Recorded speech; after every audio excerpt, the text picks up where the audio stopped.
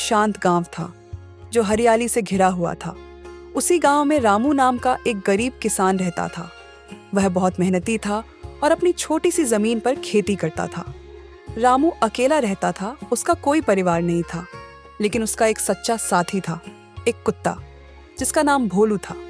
भोलू कोई साधारण कुत्ता नहीं था। वह रामू के साथ तब से था जब वह छोटा पिल्ला था। गांव के लोग कहते थे कि भोलू रामू की भावनाओं को समझता था, उसकी खुशी, उसका दुख, उसकी चिंता। रामू जहां जाता, भोलू उसके साथ जाता। खेत, बाजार या मंदिर, भोलू हमेशा साथ रहता। साल दर साल बीतते गए। कुछ लोगों ने नए जानवर पाल लिए, लेकिन रामू ने कभी किसी और साथी की जरूरत नहीं समझी। भोलू उसके लिए सिर्फ एक पालतू जानवर नहीं था, वह उसका परिवार था। एक दिन अचानक आसमान में काले बादल छा गए। दोपहर होने के बावजूद अंधेरा सा हो गया। तेज बारिश शुरू हो गई। रामू उस समय खेत में बीज बो रहा था।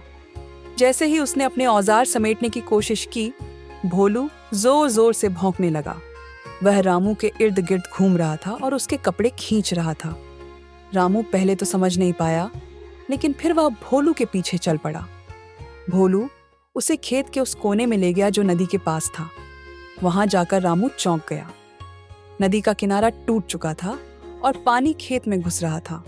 अगर रामू कुछ देर और रुकता तो पानी में बह सकता था। भोलू की समझदारी और वफादारी ने उसकी जान बचा ली। गांव के लोग भोलू की तारीफ करने लगे, लेकिन यह पहली बार नहीं था जब भोलू ने अपने मालिक की रक्षा की। एक रात एक चोर रामू के घर में घुस आया। उसे लगा कि गरीब किसान के पास चुराने लायक कुछ नहीं होगा, लेकिन जैसे ही वह रामू का छोटा सा लकड़ी का बक्सा खोलने लगा, भोलू ने जोर से भौंकना शुरू कर दिया और चोर पर झपट पड़ा। उसकी आवाज से पड़ोसी जाग गए और भाग कर आए। चोर पकड़ा गया और रामू की गाड़ी कमाई। सिक्कों की छोटी सी थैली बच गई। समय के साथ रामू बूढ़ा हो गया। उसकी कमर झुक गई और चाल धीमी हो गई। भोलू भी बूढ़ा हो चला था। उसके शरीर पर सफेद बाल आ गए थे और चलना भी धीरे धीरे हो गया था, लेकिन फिर भी वह रामू के साथ हर जगह जाता रहा। एक सर्द सुबह रामू की नींद में ही मृत्यु हो गई।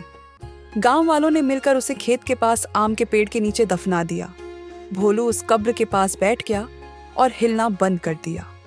लोग उसे अपने घर ले जाने की कोशिश करते, खाना पानी देते, लेकिन भोलू हर बार लौटकर रामू की कब्र पर चला आता।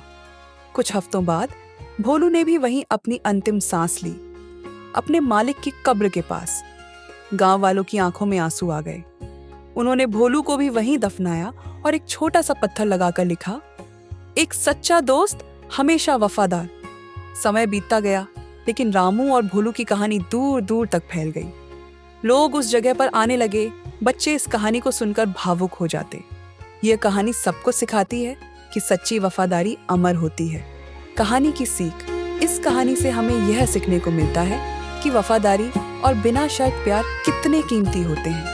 भोलू ने कभी इनाम या तारीफ की चाह नहीं रखी। उसने हर मुश्किल में रामू का साथ दिया, बिना किसी स्वार्थ के।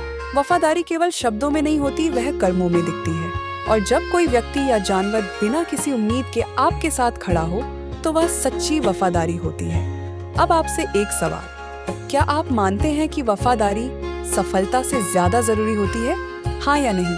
नीचे कमेंट सेक्शन में जरूर बताएं। अगर यह कहानी आपके दिल को छू गई हो तो इस वीडियो को लाइक करें, अपने दोस्तों के साथ शेयर करें और हमारे चैनल को सब्सक्राइब करना न भूलें। और हाँ, कमेंट सेक्शन में अपनी राय जरूर छोड़ें। धन्यवाद। और याद रखिए, समय बदलता है, लेकिन सच्ची वफादारी कभी नहीं बदलती।